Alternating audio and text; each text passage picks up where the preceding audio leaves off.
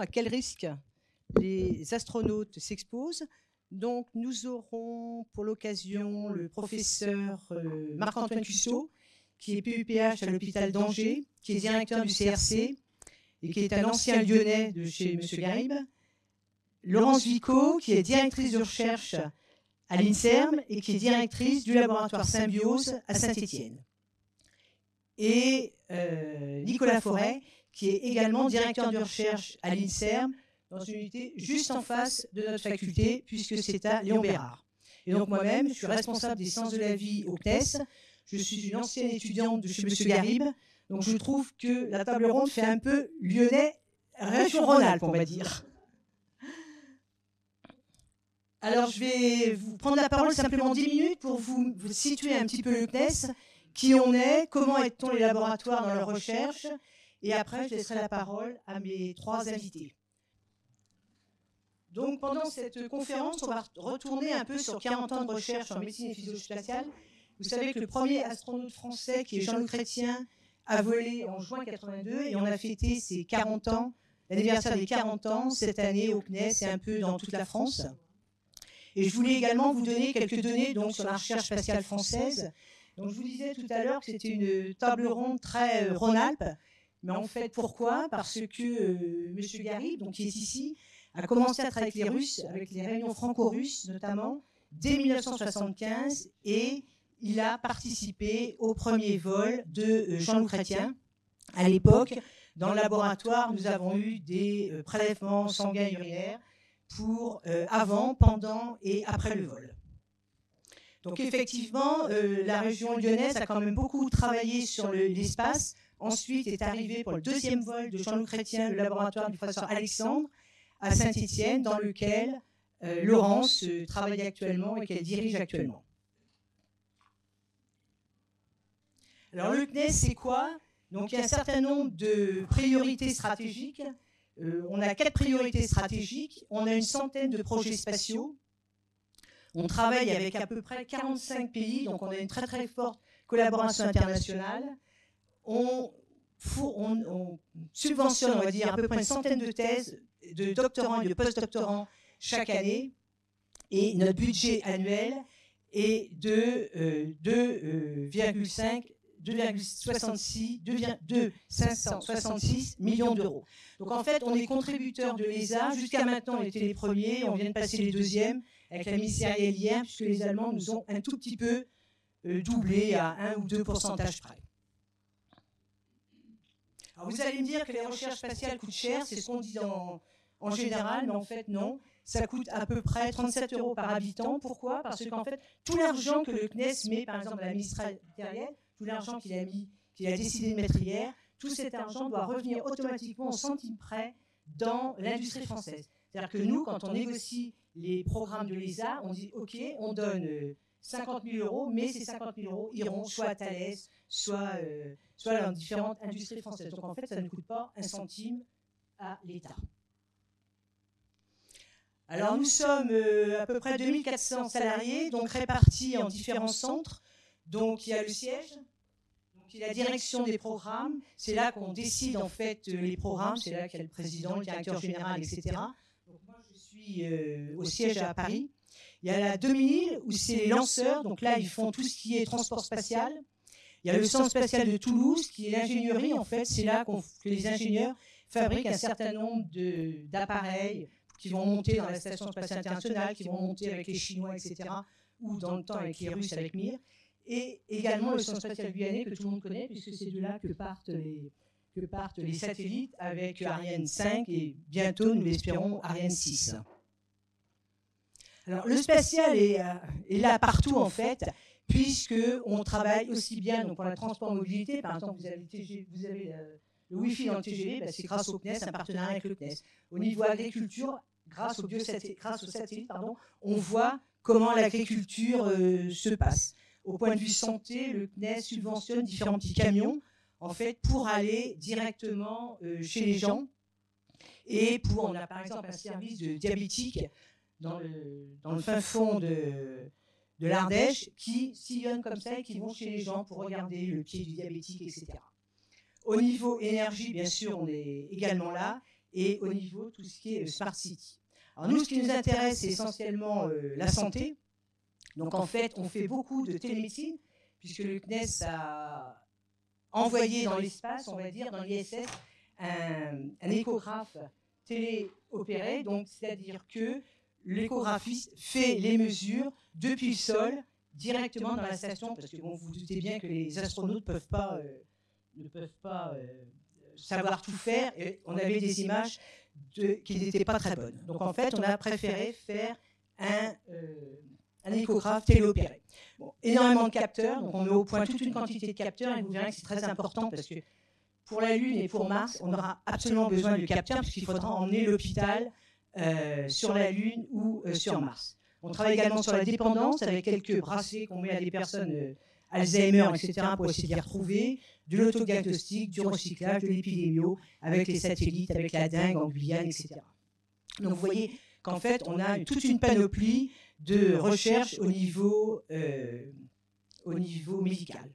Alors je voulais vous préciser, le CNES subventionne environ 40 à 45 laboratoires actuellement en France. Donc à l'époque, M. Garib, on était 3. Maintenant, j'en ai à peu près 40 à 45, dont beaucoup d'étudiants qui ont été estimés par M. Garib dans toute la France.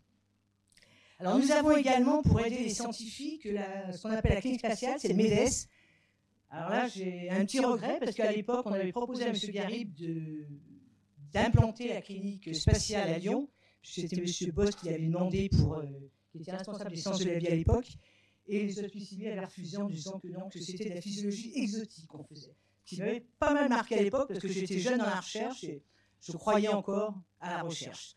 Ensuite, il y a Novespace avec les vols paraboliques. Donc, effectivement, on fournit au laboratoire des moyens pour faire de l'apesanteur, on va dire, 20 secondes d'apesanteur suivi de 2G. Donc là, il faut vraiment sélectionner les expériences, et c'est essentiellement pour tout ce qui est matériel qui est testé au sol avant de partir dans la station. Puis enfin, le CADMOS, qui elle est une MEDES et Novespace, c'est 2 filiales. CADMOS est l'entité propre au MEDES, au CNES, qui fait toute l'opération des vols habités, et le CADMOS est responsable de toutes les expériences de physiologie spatiale qui sont faites dans le monde, que ce soit côté européen ou russe, etc. Alors pourquoi est-ce qu'on étudie les effets de la gravité sur le vivant? Bon, vous savez que la gravité a été une contrainte majeure pour nous. Sans gravité, vous le verrez tout à l'heure avec Laurence Vico et Marc-Antoine Custeau, qu'on a une diminution de la contrainte mécanique. En fait, c'est dû à une inactivité physique. Un astronaute, c'est quoi? C'est quelqu'un qui a une inactivité physique poussée au maximum, et donc il va y avoir des problèmes au niveau du système nerveux, cardiovasculaire, os, muscles, métabolisme, immunologie. Mais en fait, toutes ces modifications et ces adaptations qu'on essaye pour qu'elles se passent le mieux possible chez l'homme, chez l'astronaute, en lui faisant faire des contre-mesures, est quand même un défi sociétal, puisqu'en fait, c'est la sédentarité, le diabète, l'obésité, etc., qui, vous savez, est quand même un très grand fléau à notre époque. Donc en fait, toutes ces recherches spatiales sur la physiologie ont quand même une retombée sociétale très très importante. Alors les effets à microgravité, donc je vous fais juste le résumé. Donc en 0G, on a une perte d'os, comme vous le verrez, on a des troubles immunologiques, de l'atrophie musculaire, des modifications au niveau du vestibule, des orientations spatiales, des troubles digestifs et un déconditionnement cardiovasculaire. Donc il n'y aura plus de secret pour vous après la présentation de Marc-Antoine. Et bien sûr, les radiations dont vous parlera. Alors, quelles sont les causes en fait? Bon, il y a la microgravité, c'est sûr, mais il y a aussi les radiations, il y a aussi le confinement et l'isolement, et il y a aussi les rythmes circadiens, donc ils sont totalement modifiés, parce qu'en fait, je vous rappelle que les astronautes ont des journées de 90 minutes, donc ils passent en permanence, ils ont 45 minutes de noir, 45 minutes de jour, etc., pendant toute la durée du vol. Donc vous imaginez, les rythmes circadiens, ils en prennent quand même un gros coup. Donc en fait, on travaille, nous, les laboratoires. J'essaie d'offrir au laboratoire, on va dire, des moyens pour aussi bien travailler sur le confinement et l'isolement. Alors on fait ça à Moscou, en fait, on a un confinement qui vient de se terminer. Malheureusement, on ne pourra pas participer au prochain, vu les événements. Les radiations avec des ballons, etc., comme vous l'expliquera Nicolas. La microgravité, bon, c'est l'impesanteur. Et donc, l'inactivité physique, on essaie de voir quelles contre-mesures on peut donner pour contrecarrer cette inactivité physique. Alors, en 2 mots, qu'est-ce qui est offert au laboratoire pour produire la microgravité réelle? Donc, les vols automatiques, c'est des vols de 30 jours. C'est fait c'est les Russes qui les font actuellement. On devait participer à l'année prochaine, tout était prêt, mais malheureusement, à cause des événements, le Biocosmos ne partira pas. Donc alors là-dedans, c'est un arche de Noé. Hein. Il y avait des escargots, des plans, des souris, des gerbilles, absolument de tout. Les vols paraboliques dont je viens de vous parler, donc avec une microgravité de 15 fois 20 secondes, puisqu'en fait l'avion fait 15 paraboles. Et l'ISS, où là on peut rester jusqu'à 1 an. Alors là, il y a des astronautes, bien sûr, il y a des plantes, mais bon, les souris sont plus très bienvenues parce qu'en fait, ça sent vraiment très fort. Donc vous voyez que l'ISS, c'est quand même pas uniquement pour s'amuser, que les astronautes vont là-haut.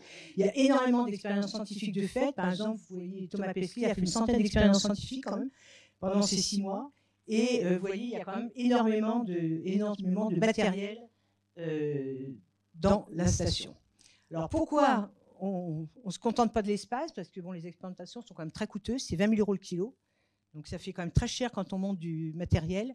L'emploi du temps des astronautes est très rempli, donc les scientifiques ne sont jamais contents parce qu'ils n'ont jamais assez de temps équipage. Et on a quand même des faibles échantillons puisqu'on a les labos peuvent travailler sur, on va dire, 2 à 3 astronautes par an, vraiment au grand maximum. Donc en fait, si vous voulez, quand les scientifiques déposent une demande d'expérience, le temps qu'elle soit sélectionnée, etc., il faut 3-4 ans. Et après, le temps qu'elle soit mise en œuvre et qu'elle monte dans la station, il faut compter 10 ans depuis le départ.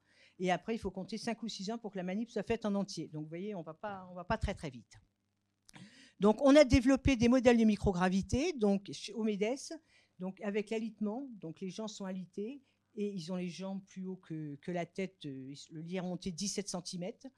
Et on a également installé en 2015 la méthode d'immersion sèche, qui est une méthode qui reproduit beaucoup plus rapidement les effets de la microgravité, puisqu'en fait, là, vous voyez, il y a quand même la proprioception. Les gens sont quand même sur un lit, donc en fait, ils sont quand même tenus, alors que dans l'immersion sèche, ils flottent.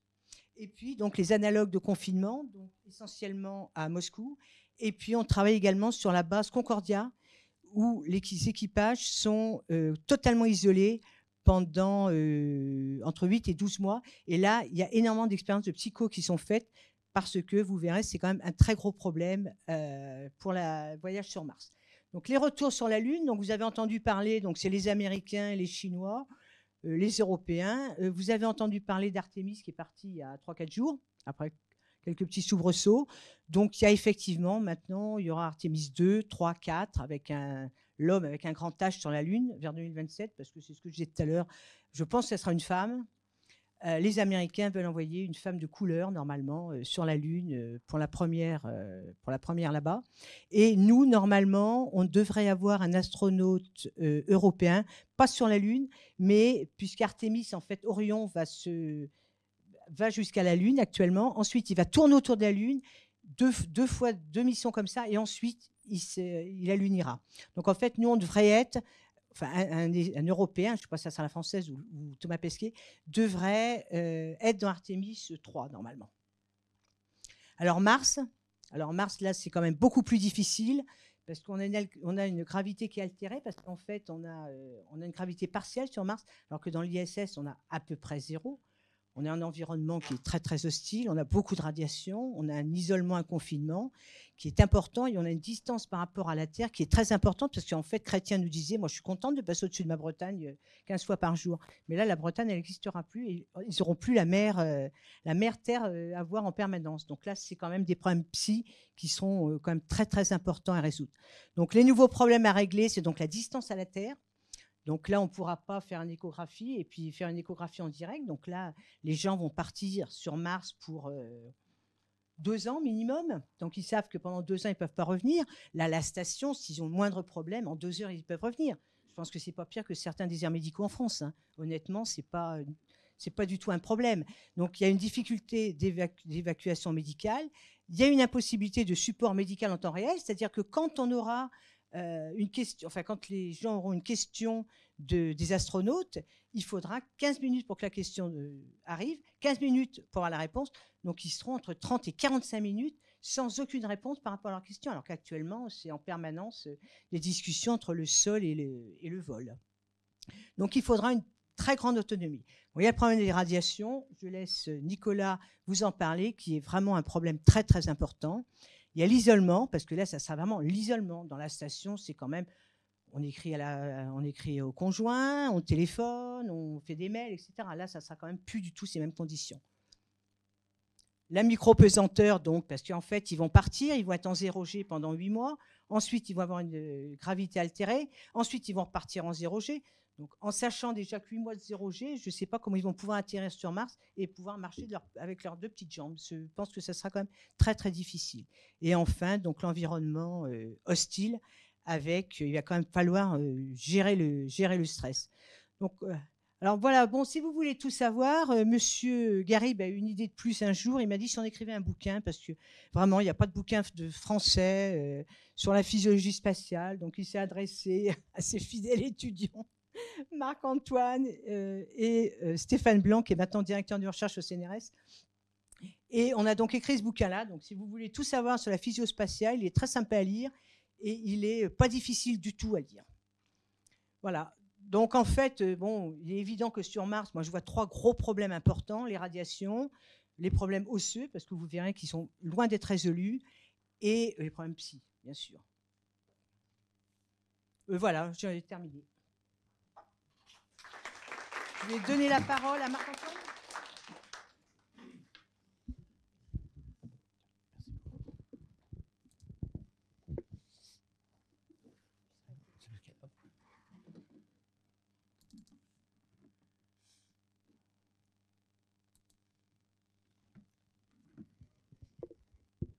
Merci beaucoup Guillemette, et puis merci beaucoup aussi au professeur Garib qui a été à l'origine un peu de tout ça pour nous, et puis qui continue à créer l'événement, notamment donc avec cette idée d'exposition Plantu et cette conférence. Donc moi je vais aborder plus spécifiquement les problématiques en lien avec le système cardiovasculaire. Donc comme l'a dit Guillemette, donc les astronautes souffrent de déconditionnement cardiovasculaire, de désadaptation à la gravité. Et il faut savoir que notre patrimoine génétique aujourd'hui, tel qu'il est actuellement, c'est le fruit de l'évolution au cours de millions d'années. Et si nous sommes tels que nous sommes aujourd'hui, si notre système cardiovasculaire est réactif aussi bien en position couchée qu'en position debout, c'est parce qu'il s'est adapté justement à la gravité. Et donc notre physiologie elle est intimement liée à la gravité. Supprimer la gravité, très rapidement, va nous déconditionner, nous déshabituer à la gravité, et notre système cardiovasculaire va être défaillant lors du retour sur Terre. Donc au final, on va le voir, le système cardiovasculaire s'adapte bien à l'absence de gravité. Par contre, c'est lors du retour sur Terre ou lors de retour dans un champ de gravité que les problèmes vont arriver. Donc le principal problème que l'on observe, c'est l'intolérance à l'orthostatisme, avec un risque de syncope en position debout. Donc vous avez ici pour illustration, donc c'était une conférence de presse qui a été faite par une astronaute américaine après un séjour de quelques semaines c'était dans la navette américaine à l'époque, en 2006. Et donc, juste à son retour, on lui a demandé de faire une conférence de presse. Et puis, pas de chance, elle a fait une syncope pendant la conférence de presse. On l'a fait relever. Allez, il faut y aller, il faut continuer à faire la conférence de presse. Pas de chance, elle a fait une deuxième syncope. Donc voilà, pour nous, c'était très démonstratif. Voilà ce que c'est que l'intolérance à l'orthostatisme. Donc c'est vraiment important d'étudier le système cardiovasculaire. Vous voyez le risque présenté par les astronautes. Donc c'est un réel risque, cette intolérance à l'orthostatisme. Donc tous les astronautes, quand ils reviennent sur Terre, ont des difficultés à réguler leur pression artérielle en position debout. Ça peut être un petit vertige ou ça peut être un petit malaise en position debout, mais ça peut aller certaines fois jusqu'à la syncope. Donc, pour avoir quelques résultats scientifiques, vous avez à côté des tests de tolérance sur l'orthostatisme que l'on peut faire expérimentalement chez des astronautes. On enregistre leurs paramètres cardiovasculaires en position couchée et en position debout, et on regarde comment la pression artérielle évolue. Donc, vous avez ce que l'on appelle les personnes qui sont finishers, c'est-à-dire qui arrivent à maintenir leur pression artérielle pendant toute l'épreuve d'orthostatisme. Et puis là, vous avez donc un non-finisher, qui a présenté une syncope après 3 minutes en position debout. Donc, vous avez la pression artérielle systolique, la pression artérielle diastolique et la fréquence cardiaque. Et puis, vous voyez qu'à un certain moment, eh bien, le système cardiovasculaire devient défaillant et la pression artérielle systolique, diastolique et la fréquence cardiaque s'effondrent. C'est le moment de la syncope. Donc, il est important pour nous de comprendre quels sont les mécanismes qui conduisent à cette syncope et surtout comment la prévenir par des méthodes en vol et puis faire en sorte aussi sur Terre d'éviter ce problème de syncope. Donc, comme l'a dit aussi Guillemette, ces atteintes physiologiques induites par l'absence de gravité sont multifactorielles. C'est l'inactivité physique. Le corps humain a besoin de faire des efforts physiques continuellement et quotidiennement donc, pour rester performant. Pour le système cardiovasculaire, c'est aussi des phénomènes de transfert liquidien. Donc, en position debout, on a à peu près entre 500 et 800 millilitres de sang qui se retrouvent séquestrés au niveau des membres inférieurs, donc qui ne sont pas disponibles pour la circulation sanguine. En position allongée, ces 500 millilitres de sang se retrouvent à nouveau centralisés. Donc, quotidiennement, on a en permanence des mouvements liquidiens qui vont stimuler le système cardiovasculaire. En microgravité, on n'a plus ces mouvements liquidiens. Le système cardiovasculaire va se mettre au repos. Il y a aussi des phénomènes d'atteinte du métabolisme et puis aussi, comme Guillemette en a parlé et aussi M. Fauré tout à l'heure, les rayonnements qui peuvent interagir sur le système cardiovasculaire. Donc, il y a de nombreuses dysfonctions qui vont apparaître au niveau de la macrocirculation, les grosses artères, les grosses veines, la microcirculation, la volémie, les secteurs liquidiens qui sont modifiés, le système nerveux autonome qui vient contrôler la régulation de la fréquence cardiaque et de la pression artérielle est modifié, le cœur aussi est modifié, il y a des hormones qui sont modifiées, les interactions entre le système vestibulaire et le système cardiovasculaire sont modifiées, et puis il y a aussi spécifiquement une atteinte des veines. Donc, tout ça va contribuer au déconditionnement cardiovasculaire et à ce risque de syncope en position debout. Donc ça, comme Guillemette Gauquelin vous l'a aussi présenté, donc on s'appuie sur des modèles d'études pour essayer de comprendre donc, ce phénomène de déconditionnement cardiovasculaire. Donc il y a bien sûr les modèles en vol, mais aussi les simulations par immersion, par alitement et par confinement. Et au final aussi, nous, humains sur Terre, sédentaires, on est en quelque sorte un petit peu un astronaute sur le plan cardiovasculaire parce que nous sommes inactifs sur le plan cardiovasculaire.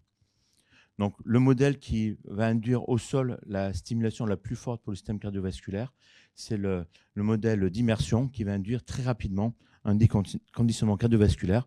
Donc, on a accumulé pas mal de résultats après immersion sèche. Donc, quelques résultats scientifiques et expérimentaux.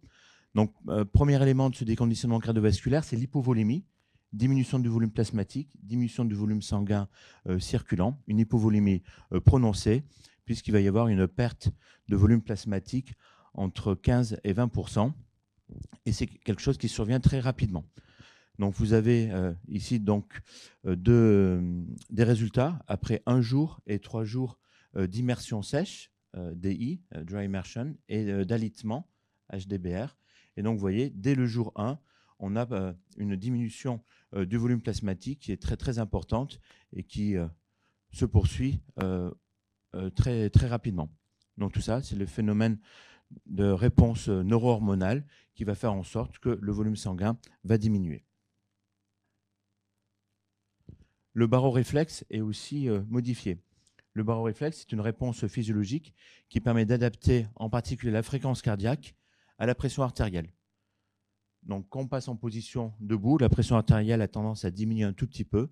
Cette boucle baroréflexe, qui est une boucle nerveuse, va très rapidement entraîner une augmentation de la fréquence cardiaque pour limiter la chute de la pression artérielle et maintenir une pression artérielle constante en position debout. C'est ce qui permet donc de bien maintenir sa pression artérielle en position debout. Chez les astronautes et dans les modèles au sol, on observe constamment une atteinte de cette baroréflexe. La chute de pression artérielle va moins entraîner d'augmentation de fréquence cardiaque en position debout. C'est ce que l'on observe ici avec ce qu'on appelle la sensibilité du baroréflexe, donc cette relation entre variation de pression artérielle et variation de fréquence cardiaque. Donc plus cette relation est faible, moins le baroréflexe est efficace. Et là encore, c'est ce que l'on observe. Donc après des expériences de vol de longue durée en haut et après des expériences d'alitement de longue durée de 90 jours, Donc ça, c'est ce qui est avant exposition à la microgravité vraie ou simulée. Et là, c'est ce qui est après exposition à la microgravité. Eh bien, on voit constamment cette diminution de la sensibilité du baroréflexe. Donc, autre facteur qui contribue à l'intolérance à l'orthostatisme. Les vaisseaux artériels sont aussi remodelés. Donc, il existe une relation entre le diamètre du vaisseau artériel et la fonction. Donc, il y a une étude assez intéressante. C'est une revue de plusieurs expériences où on a mesuré le diamètre de l'artère fémorale au niveau des membres inférieurs en fonction de la situation du sujet. Donc, vous avez ici des sujets qui avaient un entraînement athlétique très important, 3 mois d'entraînement athlétique, des sujets sédentaires, après 1 mois de plâtre, 4 mois de plâtre, alitement de 25 jours, de 90 jours, et des personnes donc paraplégiques après 3 semaines et de façon chronique. Et donc là, vous avez les variations du diamètre de l'artère fémorale. Et bien, vous voyez que ce diamètre de l'artère fémorale est en fait lié au niveau d'activité physique. Plus on va utiliser les membres inférieurs, plus on va faire de l'effort physique, mais plus les vaisseaux vont augmenter de diamètre pour apporter un flux sanguin plus important au niveau des organes. Et donc, c'est un véritable remodelage morphologique des vaisseaux en fonction de l'activité physique. Et donc, nos astronautes qui sont inactifs eh bien, vont avoir un remodelage eutrophique, une diminution du diamètre des vaisseaux. La paroi vasculaire est aussi épaissie. Donc, on peut mesurer par échographie la paroi vasculaire. Donc, sur une image échographique, donc voilà, il y a un tout petit liseré là, qui est donc l'épaisseur de la paroi vasculaire. Donc, elle augmente modérément. On reste bien sûr dans les valeurs qui sont tout à fait normales, mais on voit globalement qu'il y a une toute petite augmentation de cette épaisseur intima média, de l'épaisseur de l'intima du média du vaisseau, ce qui veut dire qu'il y a une petite accumulation de lipides, de substances à ce niveau-là, et c'est un indicateur très très précoce du risque vasculaire. On reste encore dans les valeurs normales, mais qui sait, peut-être après une exposition de très très longue durée à la microgravité, eh bien, on va pouvoir aller dans des augmentations de l'IMT qui deviennent pathologiques. L'endothélium. Là aussi, l'endothélium, c'est une couche cellulaire qui se trouve à l'intérieur des vaisseaux et qui joue un rôle très important dans la régulation des vaisseaux et qui est aussi donc, atteint très précocement dans les maladies cardiovasculaires. Donc, des expériences qu'on a menées en microgravité simulée et aussi on l'a fait une fois en microgravité réelle, on voit une atteinte de l'endothélium. Donc, l'endothélium normal doit favoriser la dilatation du vaisseau. Donc voilà, pour qu'un organe puisse avoir une bonne perfusion, il faut que le vaisseau artériel puisse bien se dilater. Et donc, on va tester la capacité de l'endothélium à induire une dilatation. Et donc, on voit, après exposition à la microgravité simulée, là c'était par immersion, mais cette capacité du vaisseau à induire une vasodilatation diminue.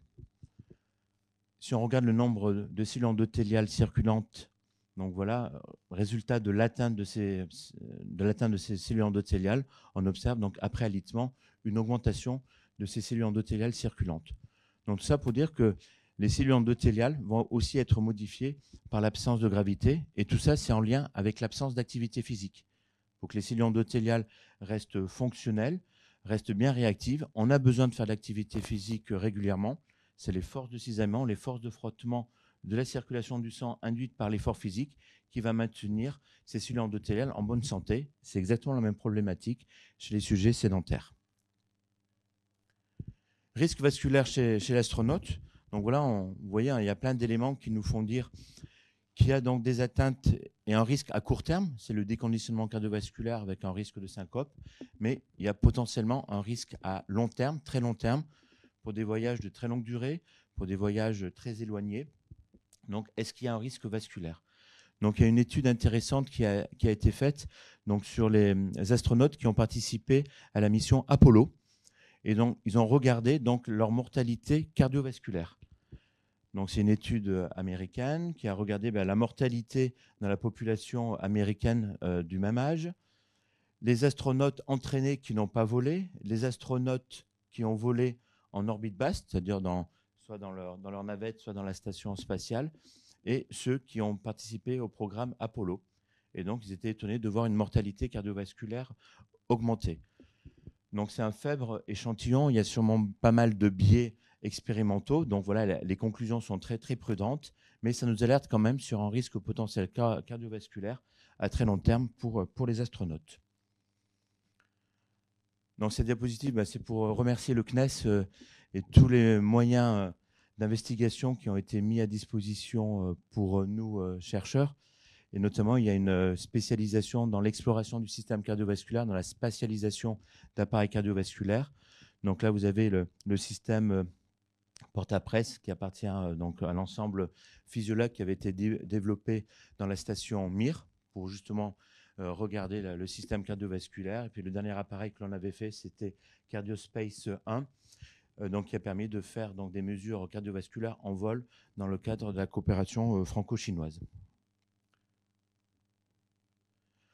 Donc, contre-mesure, donc comment contrecarrer le risque cardiovasculaire induit chez les astronautes? C'est faire de l'exercice physique et puis agir donc, sur les transferts liquidiens. Donc, voilà tous les types de contre-mesures qui sont proposés. Faire de l'exercice physique anaérobie, en force, de type résistif. Faire de l'exercice physique aérobie sur tapis roulant, sur bicyclette. Des moyens pour pouvoir agir sur les transferts liquidiens et donc induire au niveau spatial des transferts liquidiens, c'est soit des petites bandes vénoconstrictives, soit ici le Chibis ou un LBNP. Donc c'est un système qui permet donc avec une dépression donc d'attirer le sang au niveau des jambes. Et puis actuellement donc il y a en test donc des centrifugation à bras courts qui va donc induire un transfert liquidien, un gradient hydrostatique en fonction de la centrifugation. Il y a eu des expérimentations pour utiliser des compléments alimentaires ou des médicaments, mais pour l'instant, ce n'est pas ceux qui donnent les meilleurs résultats. Exercice physique et systèmes qui agissent sur les transferts liquidiens sont ceux qui préviennent le mieux le déconditionnement cardiovasculaire. Donc, nos défis actuellement dans le domaine cardiovasculaire, c'est de comprendre le lien entre ces transferts liquidiens et des complications ophtalmologiques. Donc, de plus en plus, on remarque chez les astronautes qu'il y a des complications ophtalmologiques, un épaississement du nerf optique, des petits problèmes vasculaires au niveau ophtalmologique. Pour la NASA, c'est une priorité, et c'est de comprendre comment ces complications ophtalmologiques surviennent et quel est le lien avec ces phénomènes de transfert liquidien. L'endothélium, est-ce que c'est l'ensemble de l'endothélium qui est atteint ou certains organes particulièrement, et comment faire pour cibler cette fonction endothéliale? Les vols de très longue durée ont aussi des atteintes cardiaques, on n'en a pas parlé là, mais il y a aussi une petite amyotrophie cardiaque qui intervient. Pour les vols de très longue durée et très lointains, quel est le niveau de risque cardiovasculaire? Et donc au final, quelles seront les meilleures stratégies de contre-mesure et les meilleurs biomarqueurs pour évaluer ce déconditionnement cardiovasculaire? Pour vous dire, en termes de contre-mesures, on arrive à limiter le déconditionnement cardiovasculaire, mais encore actuellement, même en combinant toutes les contre-mesures que je vous ai montrées, on n'arrive pas à le supprimer totalement. Voilà, je vous remercie. Puis j'en profite pour remercier encore une fois donc, le CNES pour son soutien indéfectible toutes ces années dans cette recherche. Merci beaucoup. Merci Marc-Antoine. On va laisser la parole à Laurence Vico qui va vous parler du système osseux en apesanteur. Aux conditions spatiales et qu'effectivement, c'est le retour sur Terre qui pose problème. Donc toute notre évolution et toute notre composition est adaptée à la gravité terrestre. Là, vous avez une cellule avec son noyau. Si on regarde à l'intérieur de cette cellule, on connaît les organelles, les mitochondries, etc. Mais il y a aussi un cytosquelette à l'intérieur de la cellule qui va permettre de la maintenir sous tension et de garder son noyau au bon endroit. Et donc là aussi, c'est adapté à la gravité. Et pour ce qui concerne les cellules adhérentes, comme les petits ostéoblastes qu'on voit en haut qui sont en train de fabriquer l'os, c'est important parce qu'il y a un équilibre mécanique entre ces forces de tension du cytosquelette et la matrice extracellulaire que les cellules sont en train de synthétiser. Alors, elles synthétisent du tissu osseux qui n'est pas organisé n'importe comment. On voit qu'il y a deux compartiments dans l'os. Il y a l'os cortical que vous connaissez tous, c'est les enveloppes externe de nos os, et à l'intérieur, comme dans les extrémités des os longs ou les corps vertébraux, il y a des travées osseuses qui sont plus ou moins connectées entre elles et qui renferment la moelle osseuse. Et ces travées osseuses, elles ne sont pas disposées n'importe comment. On voit bien dans une extrémité du fémur, une extrémité supérieure avec la tête fémorale. Vous voyez cette forme en ogive ici en bas, ou selon les lignes de force. Et pour la petite histoire, on dit toujours que l'ingénieur Eiffel s'en est beaucoup inspiré pour construire sa tour Eiffel. Donc même dans les mécanismes de perte osseuse qui peuvent conduire à une maladie qui s'appelle l'ostéoporose, qui soumet notre squelette à un risque de fracture, on voit qu'il y a une perte de substance. Là, on est dans un corps vertébral chez un jeune et une personne ostéoporotique. On voit que ce sont les travées horizontales qui s'affinent et disparaissent. Là, il y a des pertes de matière, mais on voit aussi qu'il y a certaines travées verticales qui, elles, se renforcent comme pour garder l'intégrité de la structure. Donc, on voit bien que même pendant ces phénomènes-là, il y a une sorte de guidage du vecteur gravitaire. Alors, si ça c'est une diapo qu'on a vue sur la présentation de Guillemette, donc là, bon, toute notre évolution, surtout nous qui sommes des bipèdes, là on va dire qu'on est Homo sapiens, on pourrait imaginer un Homo, on peut l'appeler un gravitus, dans quelques générations sur Mars par exemple, et nous, on pourrait l'imaginer avec des jambes atrophiées, puisque vous allez voir que ça ne sert plus à grand-chose. Peut-être un membre supérieur qui resterait comme le nôtre, et probablement une grosse tête. Alors pourquoi ? Eh bien, quand on fait un petit peu le récapitulatif de ces 30 à 40 dernières années de mesures du squelette humain, alors c'est plutôt 30 ans parce que avant la machine qu'on appelle la DEXA, c'est la densitométrie osseuse, n'existait pas. Eh bien, on peut résumer ça sur ce schéma. Ici, vous avez en rouge la ligne 0. Donc, vous voyez que plus on va vers les membres inférieurs, plus la perte osseuse semble dans les valeurs négatives. Il ne se passe pas grand-chose au niveau de la cage thoracique et des bras. Et on a même une augmentation au niveau de la boîte crânienne. Et là, ça rejoint bien ce que nous a montré Marc-Antoine avec cette migration liquidienne vers les régions thoracocéphaliques. Et peut-être qu'il y a un lien aussi avec cette redistribution des minéraux dans le squelette. Mais ça reste encore une hypothèse qui n'est pas démontrée. En tout cas, il a été calculé qu'avec cette technique de mesure de la masse osseuse globale, eh bien, la perte osseuse, elle est à peu près de 1% par mois, peut-être un petit peu moins maintenant parce que les techniques de contre-mesure ont été améliorées. En tout cas, c'est bien supérieur à ce que l'on voit chez des gens beaucoup plus âgés, qui est de 0,5 à 1%, mais par an. Donc, vous voyez qu'on est vraiment dans des modèles de perte osseuse rapide. Alors nous, on n'était pas satisfait de cette méthode dite densitométrique parce qu'elle nous donne une densité surfacique. C'est-à-dire, il faut imaginer que les rayons X traversent notre corps et tout est raplati sur une surface et on mesure ça sur une surface. Nous, on voulait voir les différents compartiments osseux.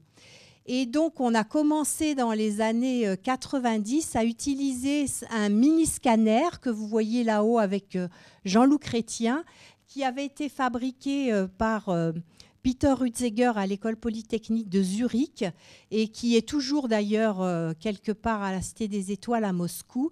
Et ce premier scanner dédié à l'os nous a permis de mesurer la densité osseuse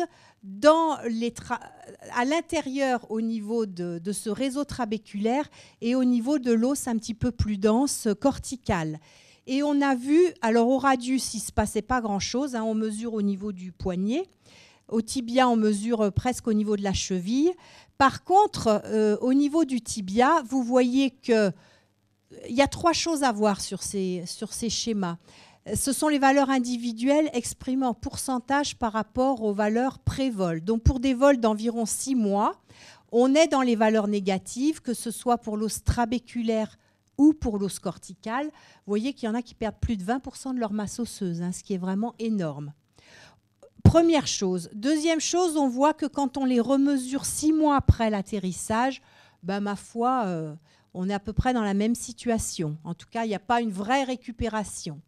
Et puis la troisième chose que l'on peut noter, c'est qu'il y a tout de même des différences importantes interindividuelles avec certains individus qui finalement ne bougent pas trop.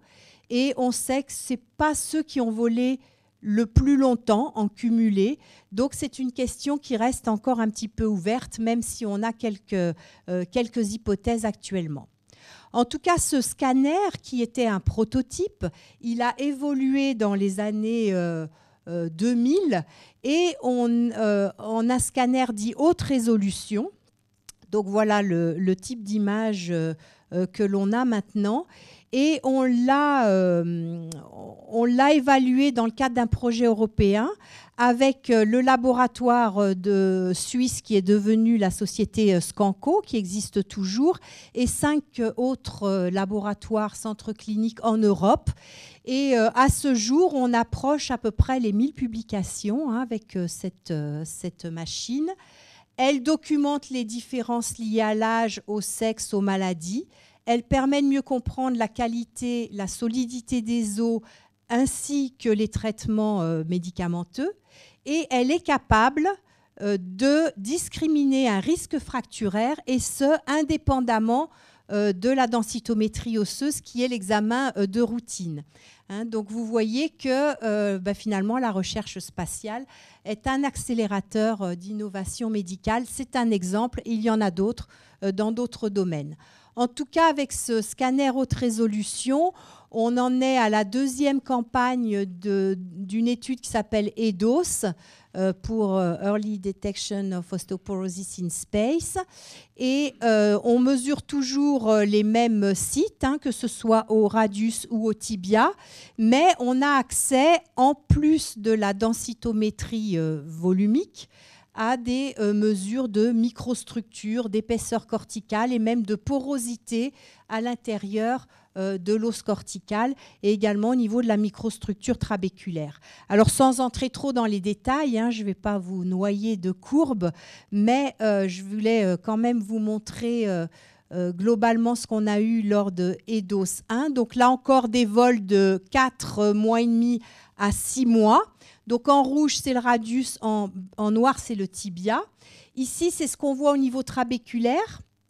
Donc au tibia, on a la perte osseuse attendue. Elle est un petit peu moins importante que dans MIR. Là encore, parce que les programmes d'exercice physique ont quand même été un petit peu optimisés. Mais vous voyez que là, on a fait des mesures jusqu'à 1 an après l'atterrissage, et on est vraiment dans une situation de statu quo, donc pas du tout de récupération. Et pour le radius, on a eu la surprise de voir pas de différence après le vol, mais une détérioration qui se met en place progressivement et qui devient significative au bout d'1 an. Bon, ça a été la surprise. On ne savait pas trop comment interpréter ça. On voit la même chose pour l'épaisseur corticale, qui se détériore elle aussi, alors qu'au tibia, elle diminue, mais on a quand même une reprise. Au niveau de la porosité, on a aussi une augmentation des petits trous dans le cortical qui ne récupèrent pas au niveau du tibia.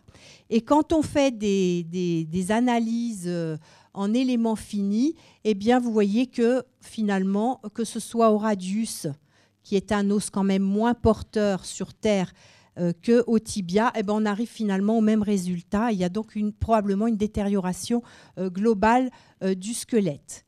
Alors pourquoi tout ça ? Il y a des modèles précliniques, puisque des rats, lors des vols russes, je devrais dire soviétiques à l'époque, Biocosmos, ont été envoyés dans l'espace sur plusieurs durées, et puis plus récemment des souris. Donc là, ce sont des rats encore en croissance. On voit que le cartilage de croissance est toujours là. L'os, sont les travées bleues. Au bout d'1 semaine, vous voyez la perte osseuse. Il n'y a pas besoin de faire des statistiques. Elle est vraiment importante. Donc, chez un organisme en croissance, la perte osseuse est encore probablement beaucoup plus importante que chez un organisme adulte. Et chez les souris, on confirme ce qu'on a vu chez l'homme. On a une perte osseuse, là c'est le fémur au niveau du genou, au niveau trabéculaire et cortical, qui s'aggrave chez ces souris qui ont été analysées une grosse semaine après l'atterrissage. Et ça, c'est un vol d'1 mois. 1 mois pour une souris, c'est quand même une période importante. Donc, ce qui est bien chez les animaux, c'est qu'on peut aller voir les activités des cellules osseuses. Et l'os est un tissu dynamique. Hein. On voit ici des grosses cellules, les ostéoclastes multinucléés, qui font ces cavités osseuses qui digèrent l'os. Et en fait, leur rôle, c'est par exemple de remplacer de l'os qui contient des petites microfractures. Hein. L'os, c'est un matériau, donc il va se fatiguer. Donc cet os usé, il va falloir le remplacer. Là, il y a des cellules qui sont des ostéoblastes qui, eux, sont capables de refabriquer de l'os nouveau dans cette cavité ici. Et tout ça, c'est très régulé dans le temps et dans l'espace. Et ces ostéoblastes, de temps en temps, il y en a un qui va s'emmurer lui-même dans la matrice qu'il est en train de fabriquer et devenir ce qu'on appelle des ostéocytes. Les ostéocytes, on pourrait les comparer aux neurones. Hein. Ils sont tous en relation les uns avec les autres, avec tous ces prolongements et avec les cellules de surface.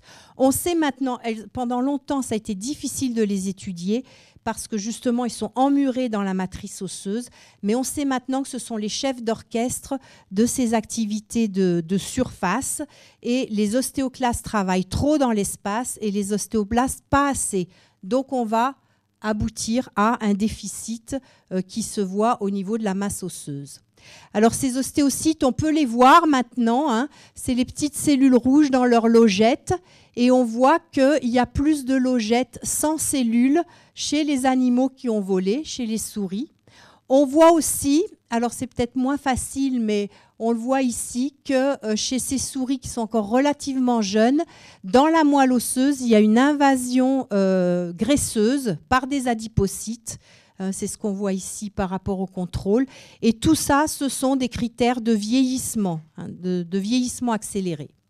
Alors maintenant, on a des techniques où on est capable de rendre un os transparent sans le déminéraliser, et donc ce qui facilite grandement la visualisation de ces cellules. On peut injecter des colorants, donc là on a un os cortical, là c'est l'extérieur, là c'est la moelle osseuse. On peut marquer des lignes de formation osseuse en injectant des fluorochromes. On peut aussi injecter des colorants qui vont aller s'infiltrer dans ce réseau ostéocytaire et on va pouvoir essayer de quantifier tout ça parce que probablement que ces problèmes de microfluidique en lien avec le rythme cardiaque et avec la gravité et le travail musculaire sont très modifiés dans l'espace. Mais bien sûr, c'est pas possible de l'étudier chez l'homme, mais chez l'animal, peut-être qu'on va y arriver. Alors, on a aussi étudié des cellules osseuses in vitro, en culture cellulaire. Hein. D'ailleurs, on a fait une première mondiale là-dessus. On a participé déjà à tous ces vols-là. Ceux qui sont en rouge, c'est les manips perdues, malheureusement. Ici, c'était le drame de la navette Columbia. Je me dépêche, Guillemette. Et je finis. Donc ça, vous avez déjà vu les analogues sur Terre. Je ne vais pas y revenir. On a bientôt un bed rest à Toulouse, au MEDES, où on va tester l'hypergravité, parce que finalement, on en revient là, il faut recréer de la gravité. Et donc, les conclusions, voilà, le squelette s'adapte aux conditions spatiales, difficile aux conditions terrestres, en tout cas, on ne l'a pas encore vu, cette réadaptation. Or, on peut difficilement reconnecter un réseau trabéculaire qui est déconnecté. C'est ce qu'on avait vu en faisant des biopsies osseuses lors d'un alitement de 4 mois. Hein, ça, c'était au début et après. Vous voyez que ces travées sont déconnectées. Donc, les propriétés mécaniques du réseau sont atteintes. On peut toujours stimuler ce qu'on appelle la position périostée, c'est-à-dire la fabrication d'os nouveaux autour de l'os cortical par des exercices appropriés.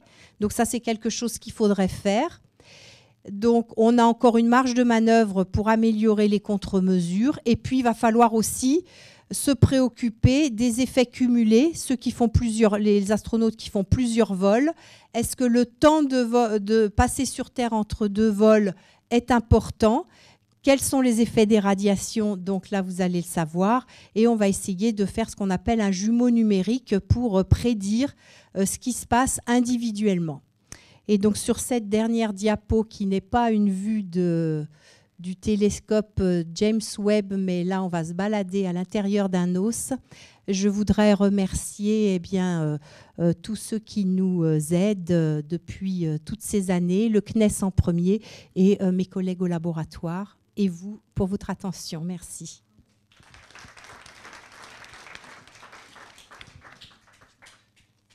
Merci Laurence pour cette présentation sur le tissu osseux. On va laisser la parole à Nicolas Forêt qui va justement répondre à la question posée sur les radiations. Voilà, bonjour à tous. Je vais essayer de me mettre plutôt là parce que je pense que les gens qui sont en face voudraient voir les 2 écrans en même temps, au moins un seul. Ce que je vais vous présenter, c'est plus une vision qualitative des questions que se posent les radiobiologistes pour l'espace. Et en particulier, dans le cadre de une nouvelle unité, on essaye de travailler en transversal, en mêlant à la fois en dialogue des militaires, des biologistes, les cliniciens qui manipulent les radiations comme les radiothérapeutes, les radiologues, et puis également tous les aspects de psychologie sociale, de peur des radiations, au contraire l'esprit pro-nucléaire qu'on peut avoir éventuellement dans notre pays. Et donc tout ça est dans une mixité un peu difficile à gérer, mais qui est toujours enrichissante. Et donc on va aborder ça de façon très pluridisciplinaire avec cette première diapo. En fait, le radiobiologiste, lui, il est chargé de comprendre quels sont les effets des radiations ionisantes à travers ces différents aspects. On peut dire qu'aujourd'hui, on a 3 grandes conséquences cliniques majeures d'une irradiation. Alors, chacune correspond au niveau tissulaire, cellulaire, moléculaire, à quelque chose de très précis. Quand on irradie, on va produire au niveau chimique de l'eau oxygénée. On est composé d'eau. Irradier de l'eau, c'est produire de l'eau oxygénée. L'eau oxygénée a la propriété non seulement de pénétrer dans les cellules, mais une fois dans le noyau, de casser l'ADN. C'est ce qui donne les dommages de l'ADN. Et évidemment, l'organisme, les cellules, vont essayer de réparer ces cassures. Donc on aura des défauts de cassure, des manques de cassure, des mauvaises réparations, au contraire une certaine tolérance. Justement, quand on voit de la mort cellulaire radio-induite, ça va être surtout pour causé par des cassures de l'ADN qui ne sont pas réparées. Or ça, pour l'espace, je rassure un peu tout le monde, de la mort cellulaire à la mort de l'individu, même dans des flashs solaires intenses, on a frôlé certains excès de dose dans les années 70-80. On peut encore en frôler justement pour le voyage sur Mars, mais on peut éluder la question de toxicité, la question de mort de l'individu après radiation, type Tchernobyl, etc.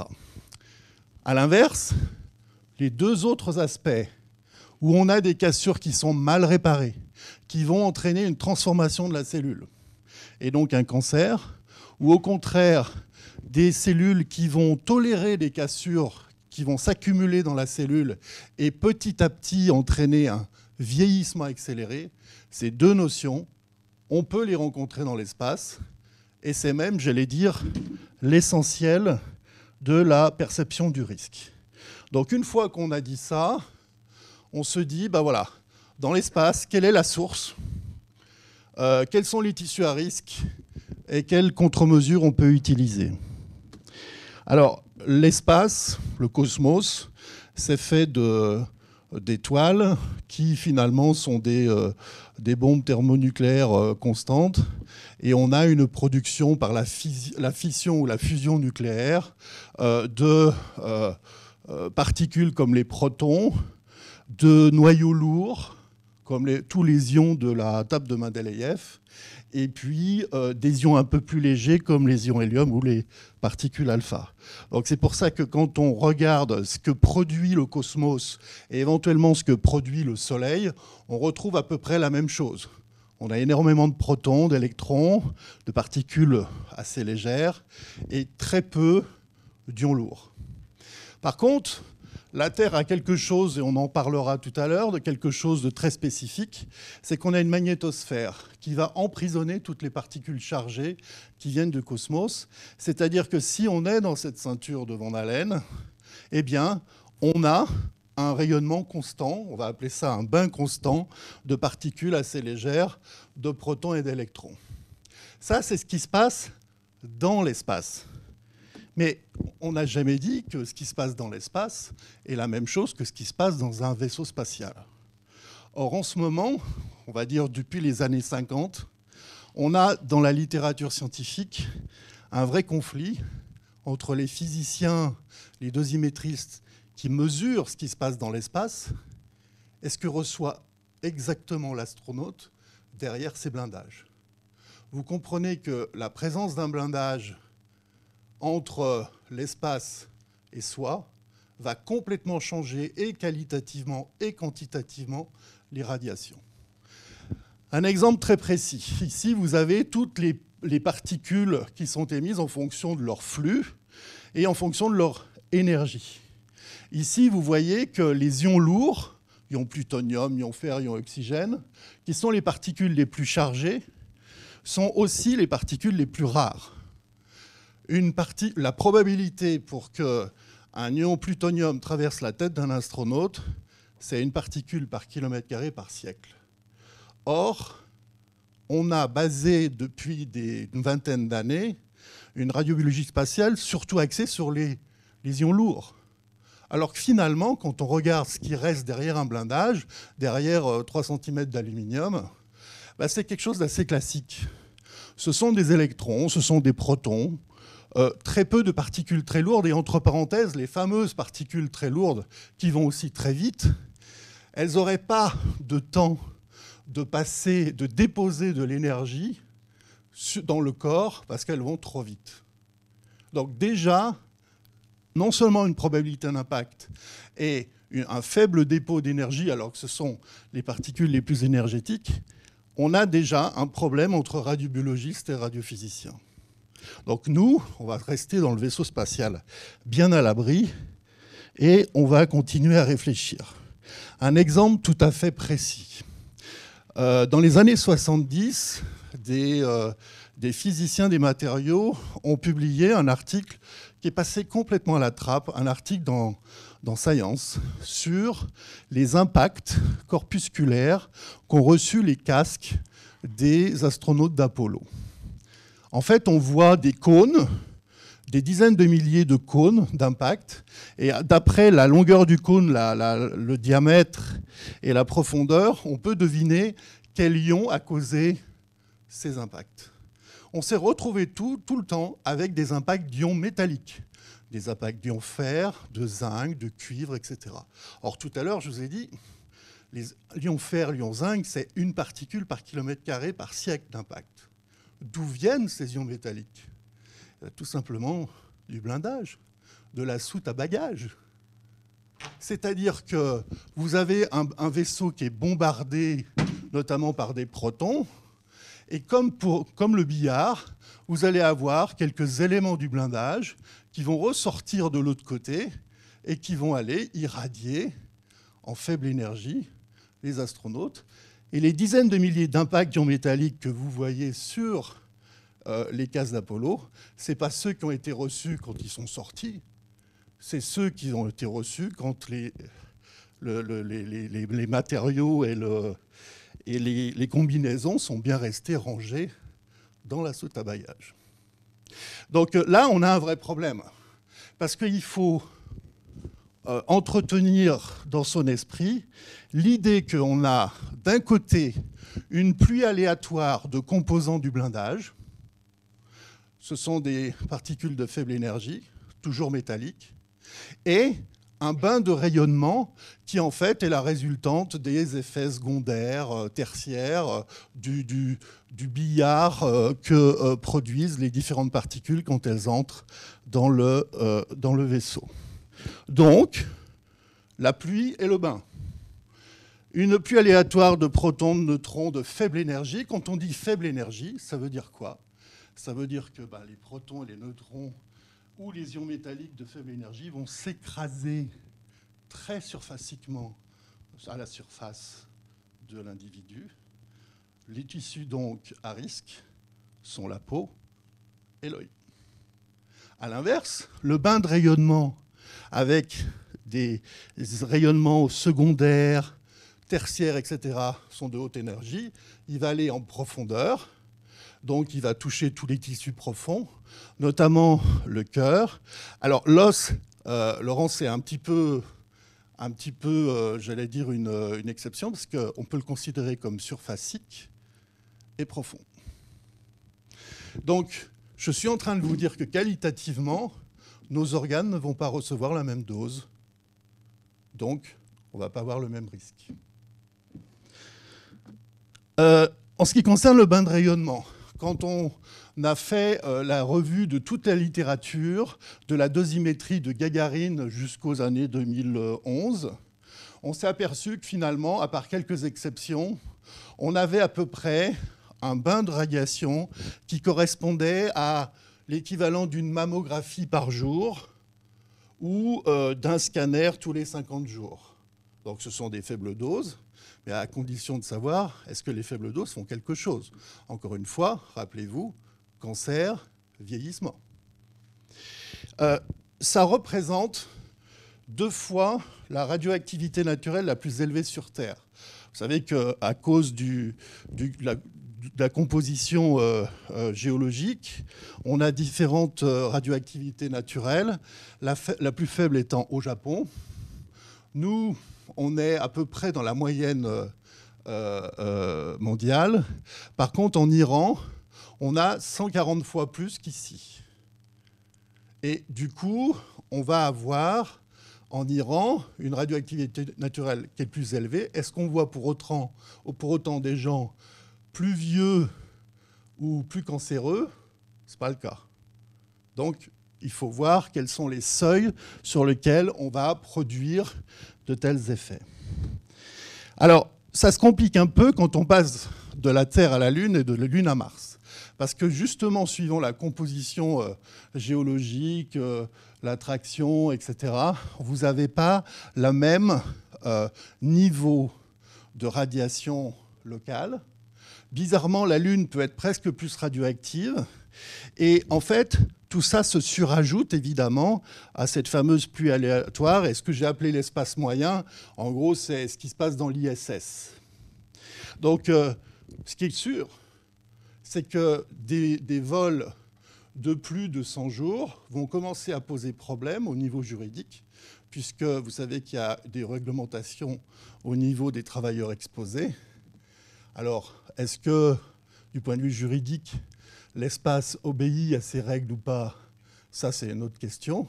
En tout cas, on dépasse allègrement les doses des travailleurs les plus exposés. Et puis, il y a quelque chose en plus qui complexifie encore les choses. Comme je vous ai dit tout à l'heure, la Terre a une magnétosphère qui a une forme de pomme. Et le trognon, il est au-dessus de l'Atlantique Sud. C'est-à-dire qu'au-dessus de l'Atlantique Sud, à peu près vers 10-12 km, vous avez toutes des particules qui viennent donc du cosmos, mais qui sont emprisonnées par le champ magnétique, qui vont maintenir une certaine radioactivité. Mais là, ce n'est plus une particule lourde par kilomètre carré par siècle. C'est 5000 protons par centimètre carré par seconde. Quand chaque jour, l'ISS fait 15 fois le tour de la Terre. On a 3 ou 4 fois un passage sur l'anomalie de l'Atlantique Sud. On sait aujourd'hui que Hubble ferme ses clapets quand il est au-dessus de l'Atlantique Sud, parce qu'on a un rayonnement parasite qui aussi peut gêner l'électronique. Donc ça veut dire que chaque position dans l'espace va générer à la fois une pluie aléatoire de particules de faible énergie et un bain de radiation qui va dépendre là où on est. Donc c'est compliqué, c'est la dose, et d'où la nécessité pour l'anomalie de l'Atlantique Sud de travailler avec des ballons stratosphériques. Donc comme je l'ai dit tout à l'heure, les missions longues, Mars ou habiter sur la Lune, vont poser de vrais problèmes de seuil. C'est terra incognita pour les effets, et au niveau juridique aussi. Donc, comment on travaille sur la pluie aléatoire? Qu'est-ce que scientifiquement elle pose comme problème? Donc, j'ai mis une goutte d'eau, c'est exactement ça. Quand vous avez une particule qui s'écrase en délivrant toute son énergie en surface, vous avez une sorte d'effet d'onde. Cet effet d'onde, il est produit par un relargage d'ions calcium. En fait, des ions calcium sont libérés par la cellule irradiée et peuvent contaminer d'autres cellules environnantes qui n'ont pas été ciblées par l'irradiation. Donc ça rend fou les dosimétristes. Parce que si vous dites « Ah ben l'impact il est là, mais il y a un effet 10 cm plus loin », c'est un peu gênant. Et pourtant c'est le cas. Et c'est d'autant plus le cas quand on a une richesse en calcium intrinsèque qui est élevée. Donc qu'est-ce qu'on va faire? On va utiliser des irradiateurs qui produisent des particules de faible énergie. Il n'y en a pas beaucoup, parce que ça n'a rien à voir avec la protonthérapie, la hadronthérapie. Le seul accélérateur qui nous a convenu, qui produit des protons de 2 mégaélectronvolts, c'est celui qui est sous le Louvre à Paris, qui est utilisé pour les études de pigmentation dans les œuvres d'art. Donc on irradie au Louvre en monocouche des cellules pour l'espace. C'est un peu spécial, mais c'est comme ça. Et donc on va regarder petit à petit l'étalement du nombre de cassures dans les cellules environnantes à l'impact pour voir à quelle vitesse progressent les ions calcium qui peuvent casser également l'ADN. Donc où va l'effet? Il est évident que dans des tissus comme l'os ou le cristallin, qui est riche en calcium, on a un étalement. C'est une goutte d'huile qui s'étale. Ça veut dire que si vous avez ponctuellement une particule qui va carrément au centre du cristallin, vous êtes sûr qu'à la périphérie, vous avez quand même des effets indirects des radiations. Donc, au laboratoire, on cultive des cristallins, ce qui est un peu un exploit aussi, et on travaille également sur cette extension des ions calcium, et une première publication va sortir d'ici la fin de l'année de façon très spécifique là-dessus. En ce qui concerne le bain de radiation, voilà, c'est simple. On a des sacs de thorium radioactif dans une installation à Toulouse, où on va augmenter la radioactivité artificielle. Alors là, les bains de radiation, ça pose un autre problème. En gros, on sait que quand on irradie, on a des protéines qui s'appellent ATM, qui sont sous forme de dimères, qui vont se dédoubler par l'effet des radiations et qui vont rentrer dans le noyau et qui vont déclencher la réparation. À chaque dose, on a ce dédoublement d'ATM qui va venir dans le noyau. Oui, mais si vous êtes irradié à feu doux, si petit à petit vous avez toujours une ou deux cassures, du coup un ATM qui se dédouble tout le temps, vous consommez de l'ATM. À partir de quel moment vous allez vous vider complètement de votre ATM?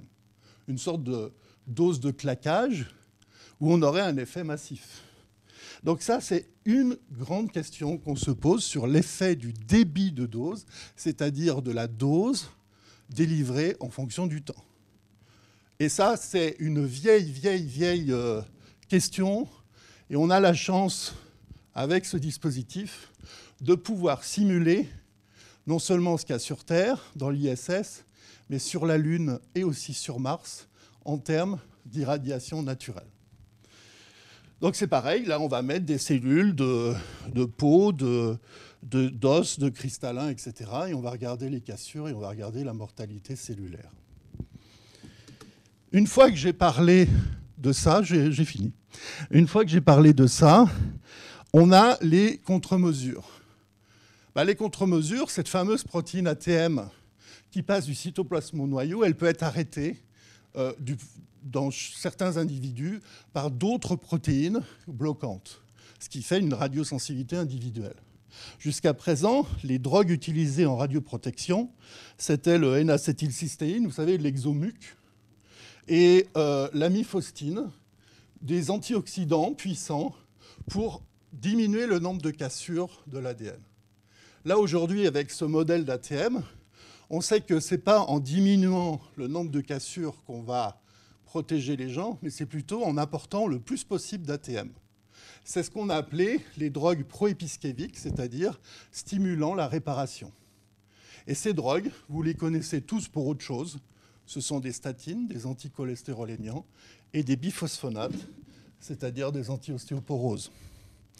Et la dernière diapo sur cette première que l'on fait, enfin c'est tellement des premières que maintenant c'en est des troisièmes, sur des vols que l'on effectue dans la stratosphère, avec sur la nacelle des containers qui contiennent des cellules congelées, toujours de peau, de cœur, de cristallin, et qu'on expose à la stratosphère, c'est-à-dire de 20 à 40 km d'altitude avec des dosimètres, et on regarde, une fois encore, qu'est-ce que ces particules un peu plus exotiques, donc stratosphériques, vont produire sur les tissus à risque.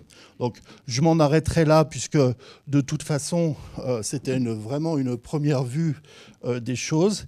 Et je tiens à remercier évidemment le CNES pour son soutien constant et les organisateurs de cette réunion.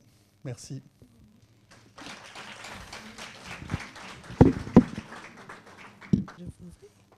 Marc-Antoine et Laurence, j'espère que cette conférence va vous permettre de nous poser plein de questions. Donc nous sommes à votre disposition pour répondre à celle-ci.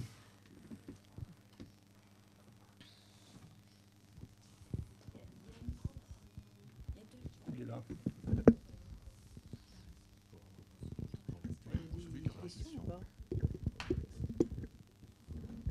Oui, une question au fond.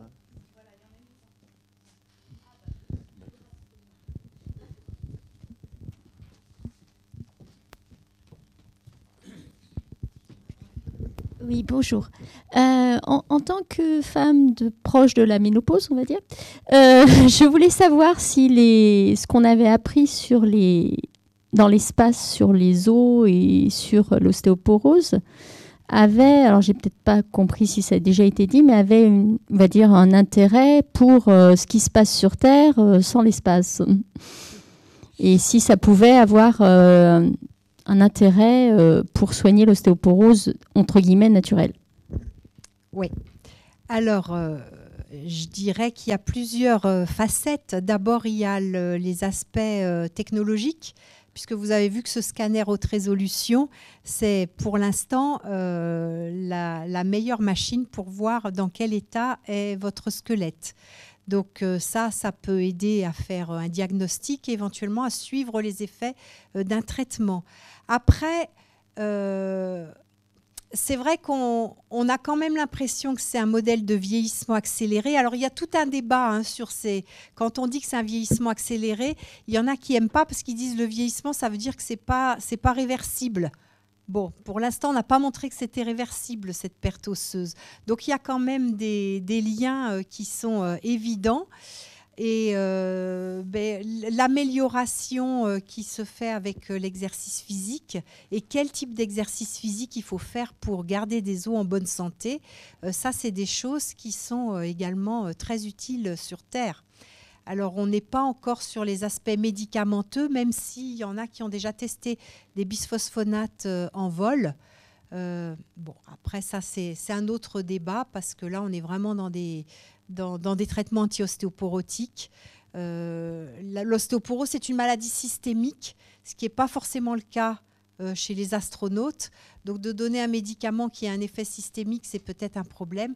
En tout cas, je dirais qu'on connaît mieux les mécanismes de la perte osseuse qui est liée à ce manque d'activité physique, cette inactivité. Et ça aide à perfectionner le type de contraintes mécaniques qu'il faut appliquer à notre squelette pour le maintenir en bonne santé. C'est plutôt dans ce sens-là que je dirais que ça a aidé.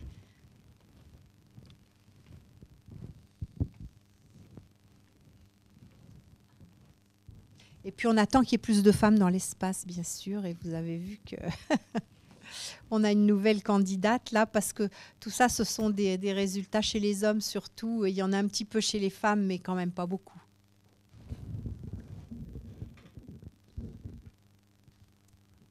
Pour la plupart des systèmes physiologiques, en fait, on voit qu'il y a une très grande différence entre les différents astronautes. Quelle est votre opinion au point de vue génétique ? Est-ce que vous pensez qu'un jour, on ne pourra pas, mais bon, sélectionner les astronautes en fonction de la génétique ? C'est un gros problème, Alors, je sais. Mais ouais. est-ce que ça serait Ouais. pas quand même un peu génétique, ces différences énormes que tu retrouves Oui. entre 25% et 3% Oui, oui, et on les retrouve dans les alitements aussi, hein, ces différences-là. Alors, génétique, ça a été une question d'il y a quelques années déjà, où on se dit que bon, on ne trouvera jamais le gène qui fait que, hein, c'est probablement une combinaison.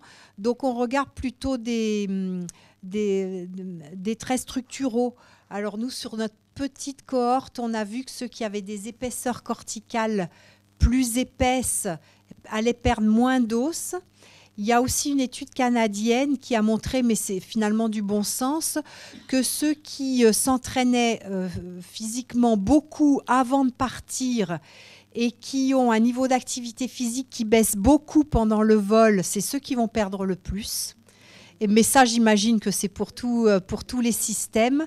Donc, il faut vraiment qu'on travaille sur ces aspects-là aussi. C'est pour ça qu'on plaide beaucoup pour dire que la période pendant la mission spatiale est importante, mais les périodes avant et après le sont tout autant. Il faudrait qu'on les surhommes, surentraînés pour partir. Non. C'est un peu le problème pour les gens au bed rest. Quand on les sélectionne, en fait, on ne prend pas des gens qui sont des surhommes et des surfemmes. Donc effectivement, c'est très important les résultats qu'on peut avoir avant. Après, peut-être l'individualisation. Alors effectivement, les réponses sont très disparates. L'individualisation permet peut-être après d'optimiser les stratégies de contre-mesure. C'est-à-dire que c'est pas la même contre-mesure pour tout le monde. Bon, c'est en fonction, mais il faut avoir des indicateurs prédictifs. Mais...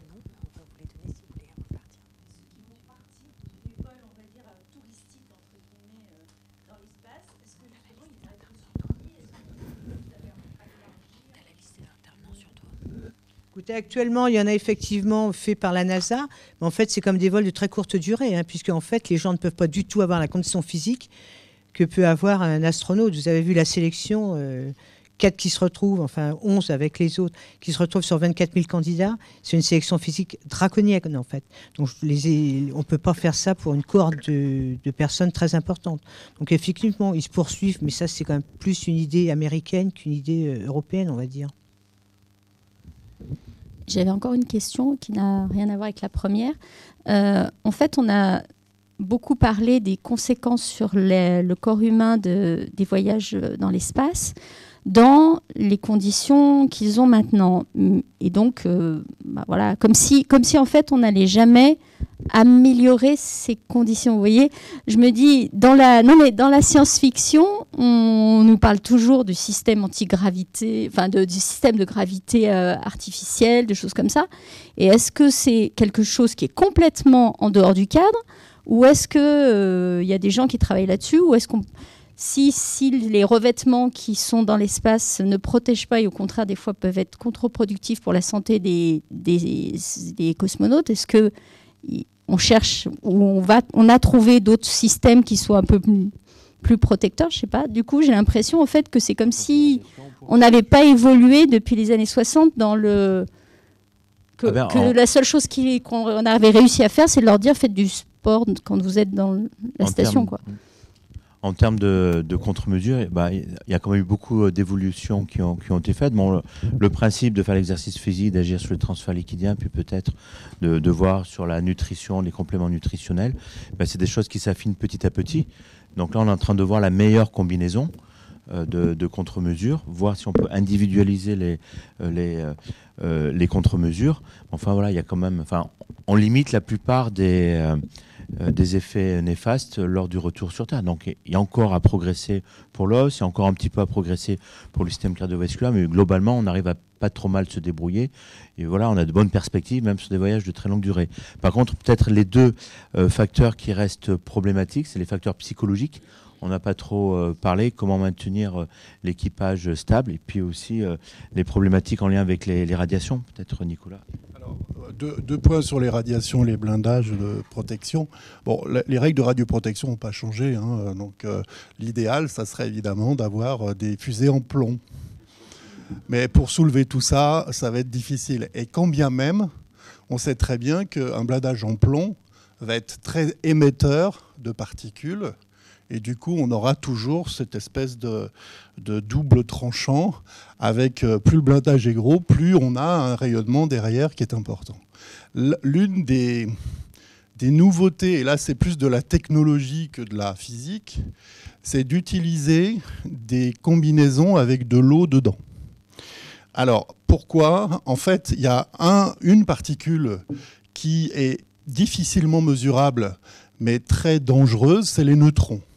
Elles sont dangereuses parce qu'elles ne sont pas chargées électriquement et du coup difficilement détectables.